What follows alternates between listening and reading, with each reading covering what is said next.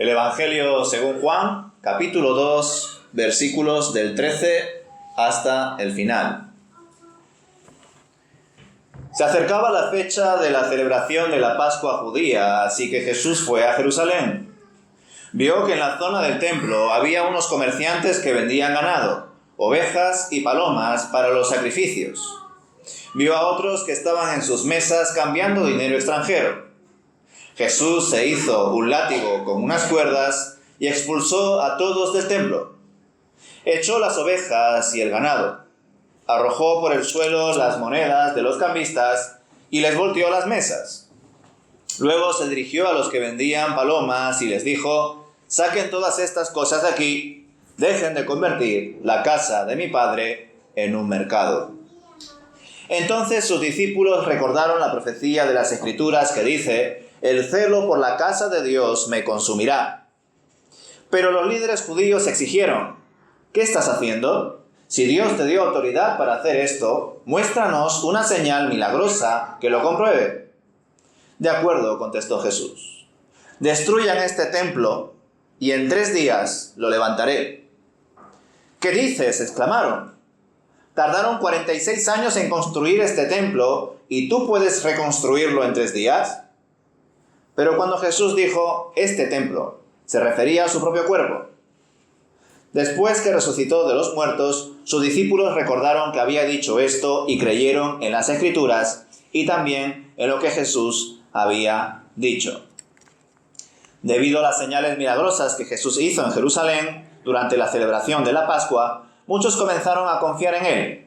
Pero Jesús no confiaba en ellos porque conocía todo acerca de las personas. No hacía falta que nadie le dijera sobre la naturaleza humana, pues él sabía lo que había en el corazón de cada persona. Pues hasta aquí, hermanos, lo que nos quedaba del capítulo 2. Debido al salto temporal entre el versículo 12 que vimos el domingo pasado, donde se nos indica que Jesús, su familia y sus discípulos fueron a Capernaum, y el versículo 13, donde se nos informa que estaba cerca la Pascua y que Jesús subió a Jerusalén, podemos deducir que al autor no le parece necesario indagar en lo que había ocurrido entre medias. Él quería recoger, a diferencia de los otros evangelistas, el celo y la autoridad de Jesús cuando fue al templo de Jerusalén tras haber inaugurado su ministerio terrenal.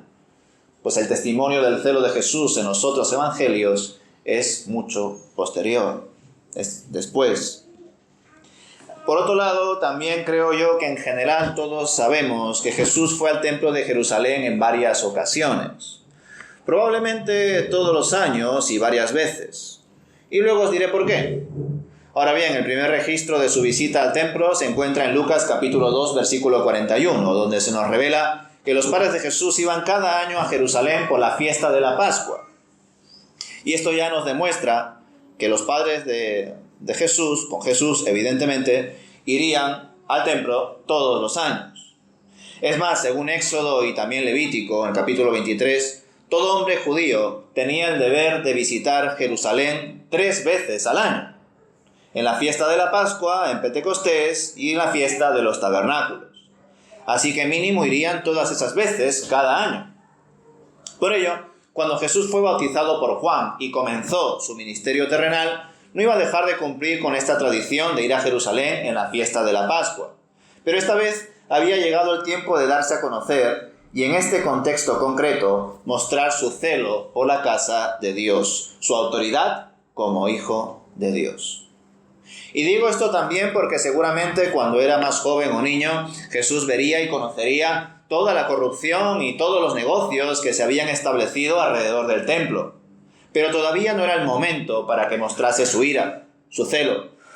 Pero ahora, en Juan capítulo 2, había llegado el momento. Y el autor nos describe muy bien la situación y cómo Jesús lo contempla todo. A personas vendiendo animales, bueyes, ovejas y palomas, y a los cambistas sentados haciendo su negocio también. En ese momento, Jesús echó a la gente, azotándoles con un látigo, sacándoles fuera del patio del templo con todos sus animales y también sus monedas. Es más, desparramó las monedas de los cambistas y hasta volcó las mesas, tal era su ira. Pues en ese momento también su gran enojo llegó de algún modo u otro a cautivar a más de uno, y no me imagino cómo habrán reaccionado los discípulos al ver a su maestro de esa manera. Es más, recordad que Juan es el discípulo amado, que sus escritos se caracterizan por profundizar en el amor. Y llevamos muy poco, según la narrativa de Juan, reflexionando en el ministerio de Jesús. Y fijaos ya cómo se nos presenta a Jesús, que es Dios y que Dios es amor. Pero ahí está mostrando su celo, ahí está mostrando su ira. En medio de todo este panorama, leemos en el versículo 16 que Jesús decide dirigirse a los que vendían las palomas, diciéndoles que quiten todo su negocio y que no intenten convertir la casa de su padre en casa de mercado. Me pregunto si fue más diligente con ellos por alguna razón en particular, si fue más permisivo, ya que según el texto a los demás les echó directamente sin hablarles. Y lo hizo él solo, además, pues sus discípulos solo observaban y recordaban lo que estaba escrito en el Salmo 69, versículo 9, donde dice que el celo de su casa le consumirá. Ahora bien, analizando también toda esta situación, me pregunto, ¿por qué estaban los cambistas cerca del templo? ¿Por qué había tanto negocio y tanta oferta de diferentes animales? Pues bueno, todo esto estaba establecido así porque los judíos debían ofrecer sacrificios, ofrendas, según la ley mosaica, y dicha ley, según podemos leer en Levítico 1 y Deuteronomio 17, exigía que cualquier animal ofrecido en sacrificio fuera sin defecto. Además, cada judío debía pagar un impuesto del templo a partir de cierta edad. Por ello, se habían establecido varios puestos para las ventas de animales y también puestos donde los cambistas realizaban sus propias gestiones. ¿Y por qué los cambistas estaban ahí en un lugar tan sagrado? Porque no se aceptaban monedas extranjeras para ser ofrendadas en el templo, ya que en su mayoría tenían grabada la imagen del emperador romano, el cual era venerado por los paganos como un dios. Y eso era una deshonra para los judíos. Era inadmisible que esas monedas entrasen o formasen parte de la tesorería del templo. Era una ofensa. Por esta razón, los cambistas estaban presentes en el patio exterior del templo para intercambiar monedas paganas por monedas que sí se podían ofrendar en el templo. Pero claro, hacían negocio de ello también, y de forma similar a los recaudadores de impuestos, los conocidos también como publicanos, cobraban precios altos para realizar sus cambios de monedas. Le habían encontrado el partido a la situación, y también los que vendían animales sin defecto para los peregrinos que no disponían de los medios necesarios para traer sus animales desde tan lejos, y encima sin mancha, sin tacha, sin defecto.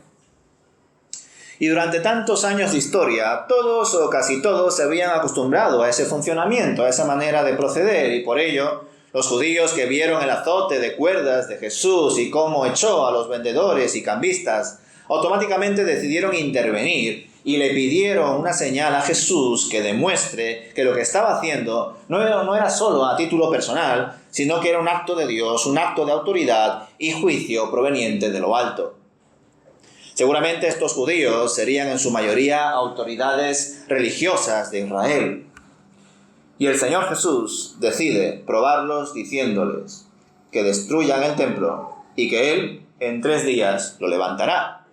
Y los judíos pensaron que estaba hablando de forma literal, que estaba haciendo referencia al templo de Jerusalén. Y por ello le contestan que ese templo había sido edificado en 46 años y que era imposible que Él lo levantase en 3 días, menos aún Él solo. Pero claro, el Señor Jesús se refería a sí mismo, a su cuerpo, ya que en Él habitaba la plenitud de Dios, la llenura del Espíritu Santo. Él era el templo santo del Señor. Dios no vivía ni vive en templos hechos por manos humanas, y Él mismo se hizo a sí mismo según su voluntad para ser destruido, para entregar su vida y luego volverla a tomar, resucitar, pues ese era el plan desde el principio. Pero los judíos presentes no lo entendieron, tenían a Dios delante, pero no lo reconocieron. Y en aquel momento, hasta cierto punto, los discípulos de Jesús tampoco comprendían el significado de todo lo que decía Jesús. No obstante, después de la resurrección, como bien recoge aquí el autor en el versículo 22, los discípulos recordaron este acontecimiento de Jesús en el templo y la muestra de su celo, y creyeron en la Escritura y en la palabra dicha por Jesús.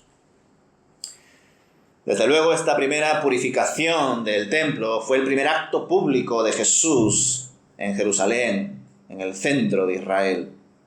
Un acto donde mostró su autoridad de forma tan directa, pues Él se muestra como el Hijo de Dios, y como tal, con todo su derecho, reclama la santidad de la casa de su Padre, y a la vez les mostró cuál era la única solución posible ante tanto pecado, ante tanta desobediencia y tanta corrupción: su muerte y resurrección.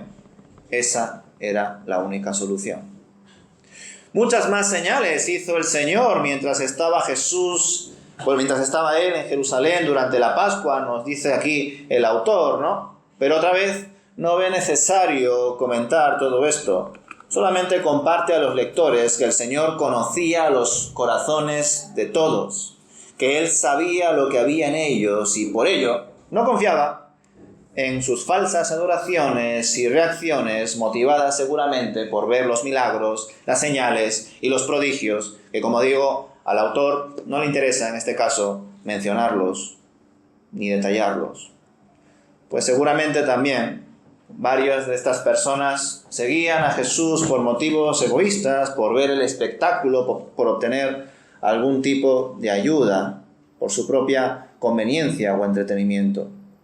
Aún así, Juan recoge que muchos creyeron en el nombre del Señor, pero solo Él sabía si esa fe era genuina o no, pues solo Él conoce hasta lo más profundo de nuestro ser. Además, el autor estima oportuno hacer un juego de palabras entre los versículos 23 y los versículos 24, el versículo 24, porque usa el término griego, el mismo término griego que hace referencia a creer. Es decir, lo que podemos leer en los versículos 23 y 24 se podrían decir como que muchos creyeron en Jesús, pero Jesús no creyó en ellos. Y no creyó en ellos porque conocía lo que tenían en sus corazones. De ahí que algunas versiones lo traduzcan como que no confiaba en ellos o que no se fiaba de ellos. Y os comento esto porque hay cierta polémica con que el autor usase el verbo pisteuo, que es creer, de donde viene también el término pistis o pisteos, que se traduce como fe o creencia, y que luego se diga que Jesús no confiaba en ellos, que Jesús no se fiaba en ellos, que Jesús no creía en ellos. Es decir, si estas personas creyeron en el nombre de Jesús, ¿no eran ya hijos de Dios, seguidores de Cristo? Pues dependiendo de si oscilamos a un lado más conservador o a un lado más liberal, algunos dirán que estos no creyeron de verdad en Jesús y otros dirán que sí. Ante esta disyuntiva prefiero considerar que solo Dios conoce nuestros corazones y nuestra fe, y que lo importante de este último fragmento es precisamente eso, que Él sabe lo que hay en nuestros corazones, que Él nos conoce a la perfección. Nosotros podemos leer la Biblia, hermanos, y aún así muchas veces no lo hacemos, o no la entendemos del todo, pero Dios nos lee hasta el último detalle. Sabe todo de nosotros, nos conoce de memoria y nos comprende completamente. Ahora bien, esta realidad de que Dios conoce todo de nosotros, ¿nos da paz o nos genera intranquilidad? Pienso que dependiendo de en qué circunstancias nos encontremos ahora mismo, en comunión con Dios o alejados de Él, podemos sentir una cosa u otra, o quizá una mezcla de ambas, pero desde luego una con mayor intensidad, y no pasa nada. Pues así como Él nos conoce hasta lo más profundo de nuestro ser, sabe lo que hay en nuestro corazón, Él también, con todo, nos ama, nos perdona, nos defiende, ya que no solamente Dios es juez, sino que también es abogado. No solo nos exige cumplir sus mandamientos, sino que Él mismo los cumplió todos. Y por la fe en Él, de que Él hizo lo que nosotros no pudimos hacer, somos declarados justos delante de Dios por la gracia de nuestro Señor Jesucristo. ¿Lo creemos así? Es evidente, hermanos, que a la hora de aplicar este texto sobre el celo de Jesús en el templo de Jerusalén a nuestro contexto, nos resultaría muy sencillo hacer el paralelismo con nuestras congregaciones. De hecho, es la forma más común de exponer este texto a la hora de aplicarlo.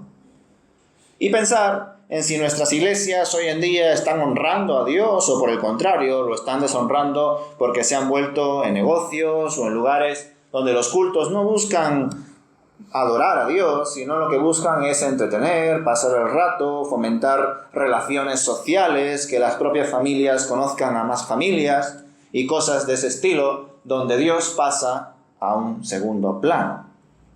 Recordando pasajes como el que apuntaría el propio Jesús, haciendo a su vez memoria del profeta Isaías en Mateo 15, versículos del 8 al 9, este pueblo me honra con los labios, pero su corazón está lejos de mí. Y en vano me adoran, enseñando como doctrinas preceptos de hombres.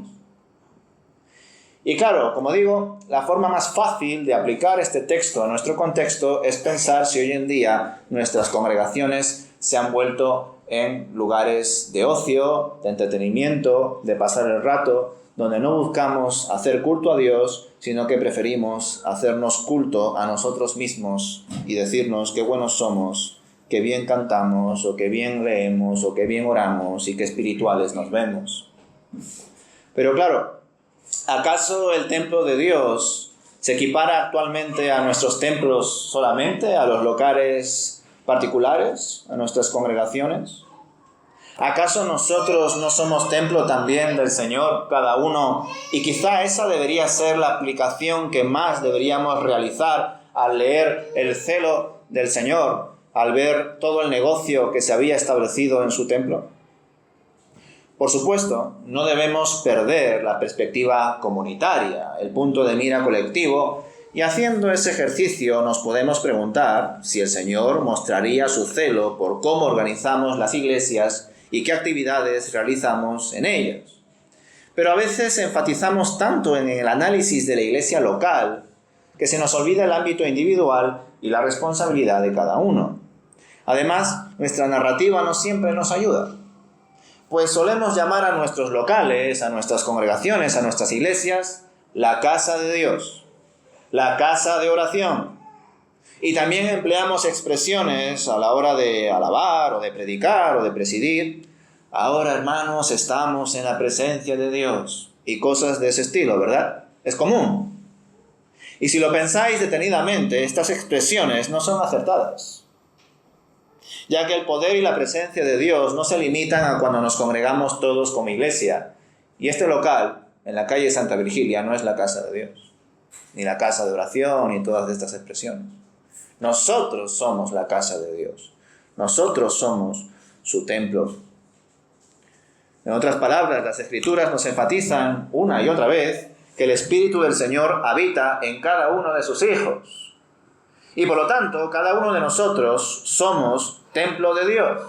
Y cada uno tiene la responsabilidad de examinarse a sí mismo y considerar si está cuidando esta casa del Señor o por lo contrario, lo ha vuelto en un sitio de deshonra, de negocio, de intercambio, de intereses, de egoísmo, lo que cada uno considere.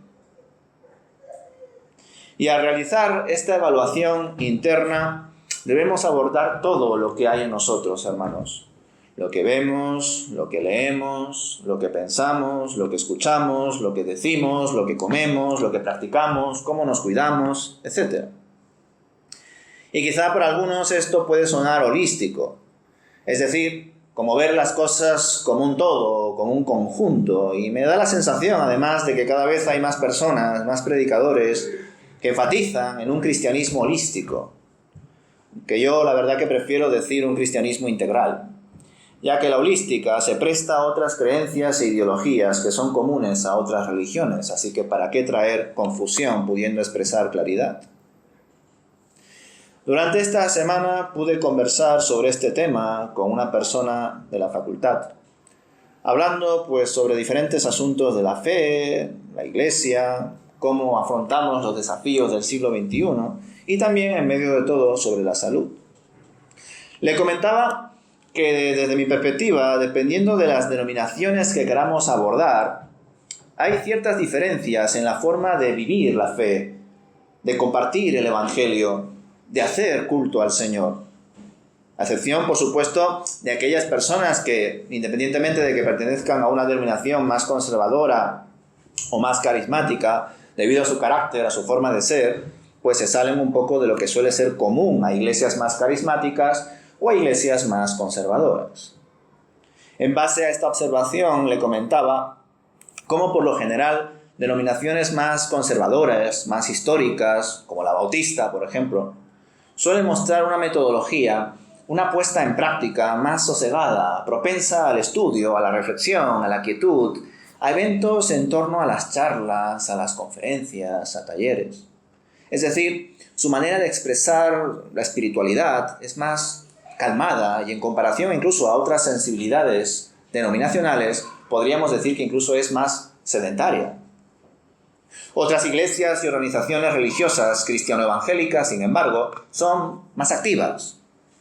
Realizan una fuerte labor de evangelismo, de obra social, de impacto en el barrio. Son capaces de inmiscuirse en diferentes actividades y estratos sociales. Su forma de celebrar el culto, de expresar alabanza al Señor es mucho más notorio, más carismático. Fluye la música en sus gestos, ademanes y comportamientos, ¿verdad? Ahora bien, independientemente de esas formas de actuar, generalmente, independientemente de las denominaciones, da la sensación de que los cristianos cada vez nos hemos vuelto más sedentarios, más como de andar por casa, de estar más a lo nuestro, y sin embargo, cuando vemos las Escrituras, cuando contemplamos el testimonio de Jesús y sus discípulos, ellos no paraban de caminar y de ir de un lugar a otro. Hoy en día es cierto, y esto va más allá de la fe, mucha gente tiene como una especie de obsesión, sobre todo porque tienen los relojes o las aplicaciones de los móviles que les molestan al respecto, de hacer 8.000 pasos al día. Y yo, pensando muchas veces en lo que leo de Jesús y sus discípulos, me pregunto cuántos pasos harían esta gente en esos tiempos, ¿verdad? Pero su afán no era hacer pasos simplemente, sino que mientras vivían el Evangelio, que no se reducía a reunirse en una casa, a estar orando, leyendo, y luego seguían con su vida, y luego al día siguiente o a la semana siguiente hacían lo mismo, y ya está, sino que vivían el Evangelio constantemente, y lo vivían de una forma activa, pues me pregunto si quizá nosotros, por comodidad, porque nos conocemos más, y es mejor lo malo conocido que lo bueno por conocer, quizá nos estamos conformando con muchas cosas, y eso a su vez está afectando incluso a algo tan básico como la salud. De hecho, en esta conversación que tenía con este compañero, le decía que independientemente de, denominaciones y expresiones de la fe, en general, el liderazgo de la Iglesia suele manifestar patrones comunes, como el estudio de la palabra, la recepción y resolución de conflictos y también labores administrativos, que en su conjunto suelen cargar bastante a esos líderes de las iglesias, generalmente pastores. Y lo hace de tal manera que incluso les pasa bastante factura a su salud. Os sorprendería, hermanos, la cantidad de pastores que tienen diabetes, problemas del corazón, sobrepeso y otras patologías. Por supuesto, yo no tengo el dato exacto, no he hecho un estudio al respecto, pero en mi experiencia, cuando converso con diferentes hermanos de la fe, compañeros de ministerio, lo raro es encontrar a pastores con una salud estable.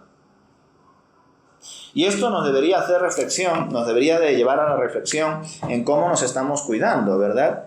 En cómo estamos, guardando nuestras vidas, nuestros hábitos y todo lo que también forma parte de nuestra vida delante de Dios, de nuestro testimonio.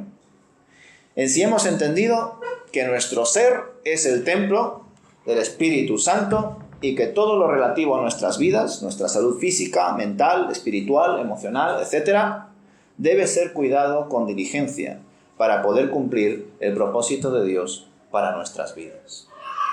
Porque como digo, hermanos, no sé cuántos sermones, predicaciones habéis escuchado sobre este acontecimiento del celo de Jesús en el templo de Jerusalén, sacando el látigo y echando a toda la gente fuera, pero veo que lo común es aplicarlo a una crítica, a una autocrítica de nuestra iglesia local. Y eso, por supuesto, no me parece mal. Muy bien. Pero la mejor forma de avanzar y de mejorar nuestra iglesia local es entendiendo lo que las propias Escrituras nos enseñan, que cada uno de nosotros somos templo de Dios, que cada una de nuestras vidas es templo del Espíritu Santo. Y por tanto, a la hora de leer la ira de Jesús, en medio del negocio, de la parafernalia, de todo el show que se había creado allí, nos debemos de preguntar si dentro de cada uno de nosotros también hay un show. Si dentro de cada uno de nosotros también hay hipocresía. Porque claro, el templo de Jerusalén se veía apoteósico, ¿verdad? Maravilloso, era un lugar de peregrinaje, de devoción, un lugar santo. Pero mira toda la corrupción que había ahí, empezando por los ministros. Pues del mismo modo nosotros podemos tener una imagen de, de personas más maduras, más espirituales, con más experiencia. Cada uno sabrá qué imagen quiere dar. Pero la verdad es cómo está nuestro corazón delante de Dios. Porque a Él no le podemos engañar. Él sabe lo que hay dentro de nosotros. Y por ello creo que a la hora de leer estos versículos, donde además al final del capítulo 2 se enfatiza en que Jesús conoce lo que hay en nuestros corazones, por eso aunque tradicionalmente estos versículos se suelen leer con la historia de Jesús y Nicodemo, yo prefiero añadirlo con esta perífrasis, con esta parte de la escritura de Juan relativa a la purificación del templo. Porque ahora somos templo de Dios. Ahora, el lugar santísimo que el sumo sacerdote visitaba una vez al año, primero expiando sus pecados para luego expiar los pecados del pueblo, ahora ese lugar santísimo somos nosotros. ¿Y por qué nosotros somos ese lugar santísimo? Porque el Espíritu Santo de Dios está en nosotros. Y si los judíos, con sus pecados, con sus corazones endurecidos, aún así entendían que ese lugar era santo y que solamente el sumo sacerdote podía entrar ahí una vez al año, y desde luego la presencia de Dios no se limitaba a ese lugar, porque Dios no habita, como dije antes, en templos construidos por manos humanas. Ellos creían que Dios se limitaba allí, ellos hacían negocio de eso y pensaban que era su Dios, no lo querían compartir con otros. Y eso también creo que en general está sucediendo hoy en día. Jesucristo es nuestro Dios. ¿Para qué compartirlo? Sí, bueno, hay que hablar de Él, pero es nuestro. Es lo que nosotros conocemos, es nuestra iglesia. Es lo que nosotros hemos establecido y sin embargo, ese no es el propósito de la fe. La fe que Dios nos da es precisamente para compartirla a aquellos que todavía no lo conocen y que crean y obtengan la vida eterna. Así que quizá estamos volviendo a repetir la misma historia. Y quizá la estamos volviendo a repetir porque no la conocemos. O peor aún, la conocemos y no hacemos nada. Seguimos igual. Como estos judíos que tenían a Dios delante, a Dios hecho carne. Y cuando Jesús les dijo, destruid este templo y en 3 días lo levantaré, ellos, en su endurecimiento, en su ceguera espiritual, en su necedad, les contestaron, en 46 años se ha construido este templo y tú lo vas a destruir y levantar en 3 días. No entendían que estaba haciendo referencia a su cuerpo, que en él habita la plenitud de la deidad. Así que hermanos, nosotros ahora, por la gracia de Dios, somos templo del Señor y por lo tanto deberíamos de cuidar nuestras vidas. Y deberíamos también de cuidar de los demás. Cuidar los unos de los otros. Porque desgraciadamente en algunos casos lo que hacemos es destruirnos los unos a los otros. Y solo uno pudo soportar la destrucción de su ser, la crucifixión de su cuerpo, el abandono del Padre, Jesucristo, solo Él. Pero los demás no. Los demás debemos cuidar el templo de Dios, la vida que el Señor nos ha dado, ser santos como Dios es santo, esforzarnos por tener nuestra casa limpia y recogida y contribuir en que otros también experimenten la salud, la paz, el amor que solo Dios nos puede proveer con su Santo Espíritu. Ahora bien, este cuidado de nuestro ser, del templo que Dios nos ha provisto, tampoco se debe de convertir en una obsesión. Pues tenemos fecha de caducidad, hermanos. Estamos de paso, no se nos puede olvidar eso. Como diría el propio Pablo a los Corintios, ¿no? En 2 de Corintios capítulo 4, versículo 16. Nuestro ser exterior, bueno, él diría nuestro hombre exterior, se va desgastando, pero el hombre interior se renueva cada día. Por lo tanto, puestos los ojos en la eternidad, nuestro anhelo no puede ser conservar aquí nuestra vida, afanarnos por estar el máximo tiempo posible aquí en la tierra, sino más bien ser agradecidos con lo que tenemos, valorarlo y cuidarlo con el fin de optimizar nuestras vidas y aprovechar bien el tiempo en lo verdaderamente importante, el reino de Dios y su justicia. Porque sí, en efecto, hay muchas personas que cuidan bastante su salud mental, su salud física, hacen ejercicio, cuidan su dieta, pero en muchos casos lo hacen porque tienen miedo a morir. Y porque quieren hacer lo máximo posible para vivir aquí.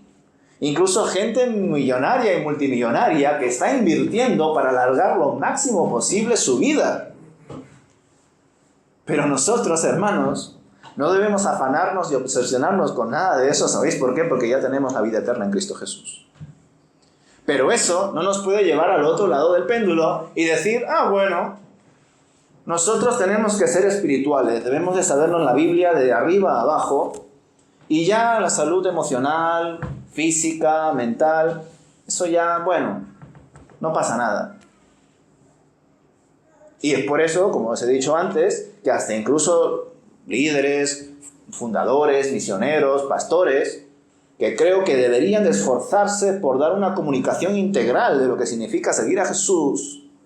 Por supuesto, son buenos predicadores, exponen la palabra, pero quizá con su forma de vivir, con su salud física, en algunos casos también pues mental, emocional, no están dando un buen testimonio de la fe que están compartiendo. O peor aún, están dando a entender que la fe es algo que se vive en los momentos de espiritualidad de tu vida. Pero sin embargo, toda nuestra vida es espiritual porque hemos nacido de nuevo en Cristo Jesús y el Espíritu de Dios está en nosotros. Por lo tanto, no podemos hacer esa criba. No podemos separar lo espiritual de lo material porque somos espíritu.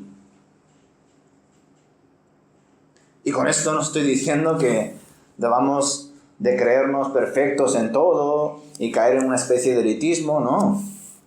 Saber que debemos esforzarnos en nuestra salud física, en nuestra salud mental, etc., no significa que ya por ello seamos ya gente sana en esos ámbitos. Eso es una tarea tremenda, hermanos.